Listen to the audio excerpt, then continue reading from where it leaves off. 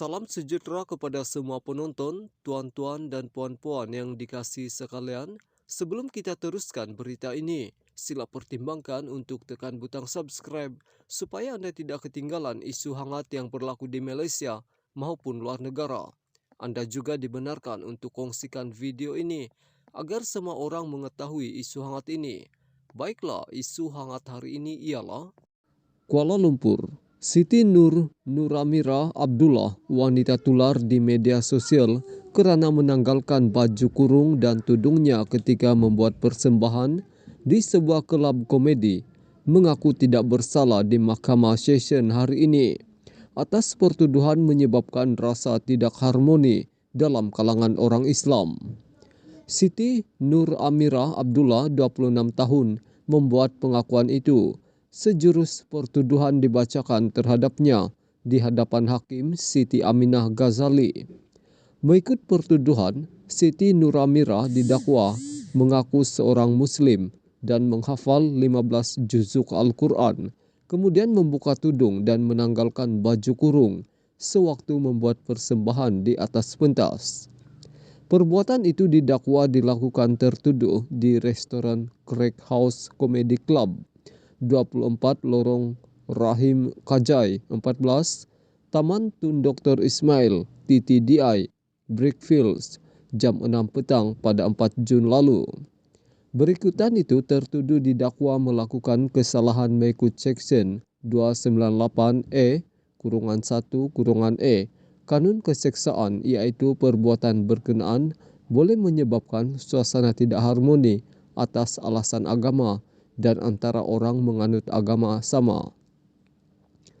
Bagi kesalahan itu, tertuduh boleh dihukum penjara minimum 2 tahun dan maksimum 5 tahun jika sabit kesalahan.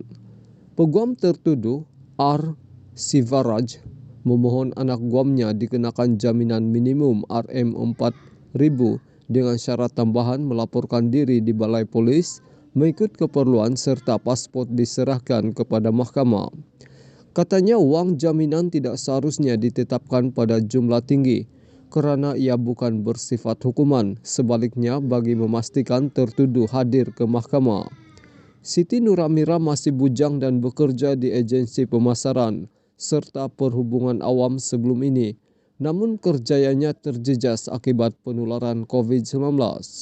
Demi mencari rezeki sekarang, tertuduh bekerja sebagai pegawai eksekutif di syarikat teknologi maklumat dengan anggaran gaji RM3,000 sebulan.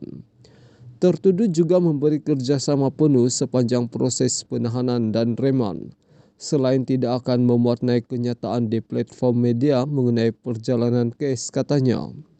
Selain Sivaraj, tertuduh juga diwakili peguam Datuk Sahruddin Ali dan Ramesh N.P. Chandaran. Bagaimanapun, Timbalan Pendakwa Raya Najiha Farhana Cih Awang menawarkan jaminan RM50,000 atas alasan kes itu mendapat perhatian secara meluas. Katanya kadar jaminan rendah boleh menjejaskan pandangan masyarakat terhadap sistem perundangan dan badan kehakiman. Syarat tambahan lain, tertuduh perlu melaporkan diri di balai polis setiap minggu atau setiap bulan.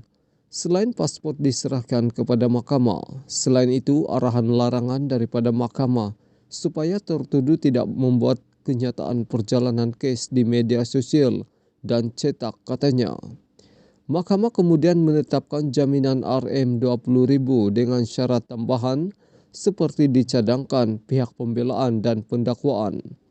Melaporkan diri di balai polis Brickfield setiap bulan dan tertuduh diberi pelepasan untuk mengambil pasport di rumah selepas selesai proses ikat jamin untuk menyerahkannya kepada mahkamah, katanya.